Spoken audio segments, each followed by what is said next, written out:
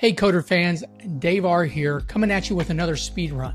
Today I'm going to show you how to connect your Kiro IDE to your Coder workspace. So grab your emotional support terminal and let's get started. I have a workspace already running in Coder and listed on my dashboard. When I click into the workspace, I see it's been configured for Kiro Desktop. Now I could launch my local desktop from here, but instead I'm going to connect from the IDE itself.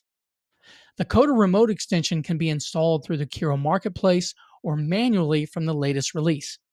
Once installed, a Coder icon will appear on the sidebar.